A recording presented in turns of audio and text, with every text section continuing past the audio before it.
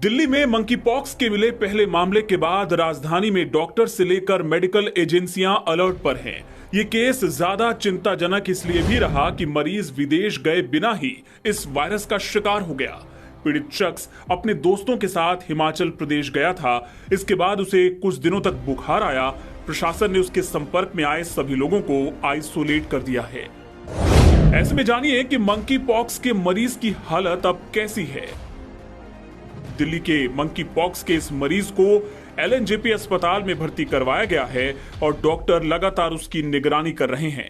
अस्पताल के सूत्रों ने बताया कि पश्चिमी दिल्ली के रहने वाले पीड़ित शख्स को अभी बुखार नहीं है। उसके शरीर के कई हिस्सों में बड़े घाव निकल आए हैं। मरीज का इलाज कर रहे एक डॉक्टर ने बताया,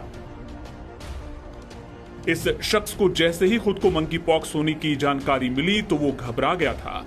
हालांकि उसकी काउंसलिंग की जा रही है। मरीज की स्थिति में लगातार सुधार हो रहा है। उसे अब बुखार नहीं है। हार्ट रेट और ब्लड प्रेशर भी नॉर्मल है। सभी पैरामीटर सही से काम कर रहे हैं। फिजिशियन, स्किन स्पेशलिस्ट सहित डॉक्टरों की एक टीम मरीज के इलाज में जुटी है। उसकी रिकवरी अच्छी हो रही है। उसे किसी भी प्रकार की कोई कॉम्प्लिकेशंस नहीं है। और अब ये भी जानिए कि क्या मंकी पॉक्स का इलाज संभव है। लोकनायक अस्पताल के medical director doctor Suresh Kumar ने बताया कि मंकी पॉक्स का कोई इलाज नहीं होता। हम केवल लक्षण के आधार पर इलाज करते हैं। जैसे घाव के इलाज के लिए लोशन का इस्तेमाल किया जाता है और मल्टीविटामिन्स दी जाती हैं। भारत में मंकी पॉक्स के कितने मरीज? भारत में मंकी पॉक्स के अब तक 4 मरीज मिल चुके हैं। 3 मरीज केरल में मिले हैं जबकि एक राजधानी दिल्ली में मिला है। केरल के मरीजों की विदेश यात्रा की हिस्ट्री रही है जबकि दिल्ली का मरीज विदेश नहीं गया था। और अब जानिए कि दुनिया में मंकी पॉक्स के अब तक कितने पेशेंट मिले हैं।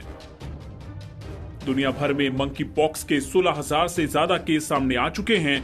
पिछले 7 महीने के दौरान ये मरीज मिले हैं।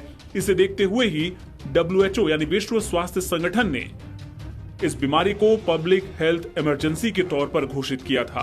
अभी तक मिले ज्यादातर केस पुरुषों में पाए गए हैं और ये बीमारी उन्हें हुई है जो गे, बाइसेक्सुअल और अन्य पुरुषों के साथ सेक्स करने वाले हैं। इस तरह के लोगों को इस बीमारी को लेकर जागरूक करने की जरूरत है। एक्सपर्ट्स की माने तो छोटे बच्चे, खासतौर पर जिनकी इम्यूनिटी कमजोर रहती है, उन्हें इस बीमारी से प्रभावित होने की ज्यादा आशंका है। वहीं HIV के पेशेंट भी इस बीमारी के खतरे की जद में हैं। और अब आखिर में जान लीजिए कि मंकी पॉक्स के लक्षण क्या होते हैं।